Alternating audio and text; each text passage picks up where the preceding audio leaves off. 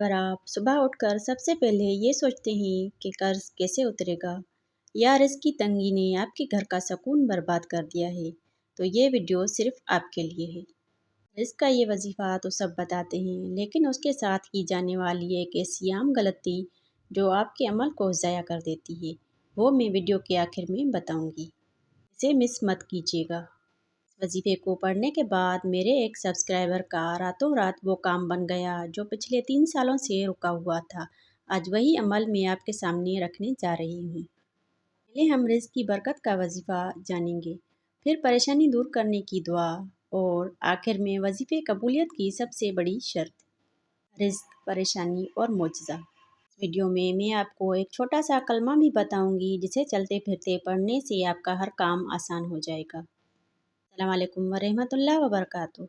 क्या आपके घर में पैसा आता तो है लेकिन पानी की तरह बह जाता है, या कोई ऐसी सख्त परेशानी, कोई ऐसी मुसीबत आपकी ज़िंदगी में आ चुकी है जिसने आपकी रातों की नींद उड़ा दी है और आप हर दरवाज़ा खटखटाकर थक चुके हैं? अगर जवाब हाँ है तो मायूस मत हो।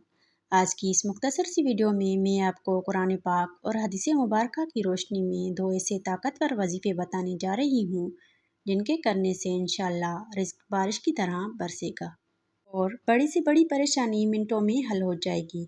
लेकिन वजीफ़ा शुरू करने से पहले उसकी एक ख़ास शर्त और एक ऐसी बड़ी गलती है जो अक्सर लोग करते हैं और उनका वजीफ़ा कबूल नहीं होता। वो गलती क्या है वो मैं वीडियो के दरमियान में आपको बताऊंगी, इसलिए एक एक सेकंड ध्यान से सुनिएगा। ये बात करते हैं हमारे पहले वजीफ़े की, जो रिज़्क की बरकत, तंगी माश और कर्ज से निजात के लिए है। कुरान मजीद में सूरह तलाक की आयत नंबर 2 और 3 का एक ख़ास हिस्सा है जिसे उलमा इकराम गैब से रिज़्क हासिल करने का सबसे बड़ा वजीफ़ा कहते हैं।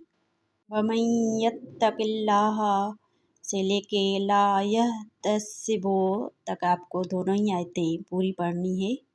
इसको पढ़ने का तरीका बहुत आसान है। आपने हर फ़र्ज़ नमाज के बाद उसी जगह बैठे हुए अव्वल व आखिर 3-3 मरतबा दुरूद इब्राहिमी पढ़ना है और दरमियान में सिर्फ 11 मरतबा ये आयत पढ़नी है। अल्लाह ताला गैब से आपके लिए रिज़्क के ऐसे दरवाज़े खोलेगा कि आपकी अकल दंग रह जाएगी। जैसा कि मैंने शुरू में कहा था कि अक्सर लोग वजीफ़ा तो करते हैं लेकिन असर नहीं होता। उसकी सबसे बड़ी वजह यह है कि वो नमाज की पाबंदी नहीं करते और वजीफ़ा पढ़ते हुए उनका जहन कहीं और होता है।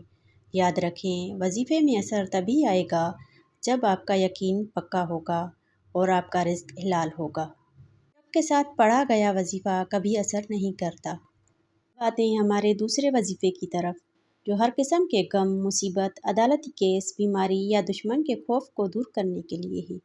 ये वो दुआ है जिसे सुनकर अल्लाह ताला ने मछली के पेट में मौजूद हज़रत यूनुस अलैहिस्सलाम की परेशानी को दूर फरमाया था। ला इलाहा इल्ला अंता सुब्हानका इन्नी कुन्तु मिनज़ ज़ालिमीन। उसका तरीक़ेकार ये है कि रोज़ाना इशा की नमाज के बाद या रात को सोने से पहले बावज़ू हालत में अव्वल व आखिर दुरूद शरीफ पढ़ें और 100 मरतबा आयत करीमा का विर्द करें। परेशानी बहुत ज़्यादा बड़ी हो तो इसके साथ हस्बिनल्लाह व निअमल वकील भी पढ़ सकते हैं। वल्लाह, इस वजीफ़े की बरकत से बंद दरवाजे खुल जाते हैं। और जैसा कि मैंने वादा किया था, आज की बोनस टिप ये है कि जब भी आप घर से बाहर निकलें या दुकान पर जाएं, तो चलते फिरते कसरत से इस्तग़फ़ार पढ़ा करें। इस्तग़फ़ार खुद रिज़्क को खींच कर लाता है। अल्लाह पाक हम सब की परेशानियों को दूर फरमाए और रिज़्क हलाल में बरकत अता फरमाए। कमेंट सेक्शन में आमीन ज़रूर लिखिएगा। क्या मालूम किसकी ज़बान से लिखा हुआ आमीन कबूल हो जाए। वीडियो अच्छी लगी हो तो इसे लाइक और अपने प्यारों के साथ शेयर ज़रूर करें। अल्लाह हाफ़िज़।